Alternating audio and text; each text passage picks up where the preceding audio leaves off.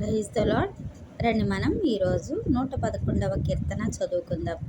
యెహోవాను స్తుతించుడి, యథార్థవంతుల సభలోను సమాజములోను పూర్ణ హృదయంతో నేను యెహోవాకు కృతజ్ఞతాస్తుతులు చెల్లించెదను. యెహోవా క్రియలు గొప్పవి, వాటి యందు ఇష్టము గల వారందరూ వాటిని విచారించుదురు. ఆయన కార్యము మహిమా ప్రభావము గలది, ఆయన నీతి నిత్యము నిలకడగా నుండును.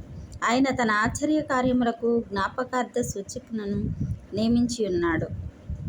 యెహోవా దయాదాక్షిణ్య పూర్ణుడు, తన యందు భయభక్తులు గల వారికి ఆయన ఆహారం ఇచ్చి ఉన్నాడు. ఆయన నిత్యము తన నిబంధన జ్ఞాపకము చేసుకొనును. ఆయన తన ప్రజలకు అన్యజనుల స్వాస్యము అప్పగించి ఉన్నాడు. తన క్రియల మహత్యమును వారికి వెల్లడి చేసి ఉన్నాడు. ఆయన చేతి కార్యములు సత్యమైనవి, న్యాయమైనవి. ఆయన శాసనములన్నీ నమ్మకమైనవి, అవి శాశ్వతంగా స్థాపింపబడి ఉన్నవి. సత్యముతోనూ యథార్థముతోనూ అవి చేయబడి ఉన్నవి. ఆయన తన ప్రజలకు విమోచనము కలుగు చేయువాడు. తన నిబంధన ఆయన నిత్యముగా ఉండ నిర్ణయించువాడు. ఆయన నామము పరిశుద్ధమైనది, పూజింపదగినది. యెహోవా యందలి భయము జ్ఞానముకు మూలము.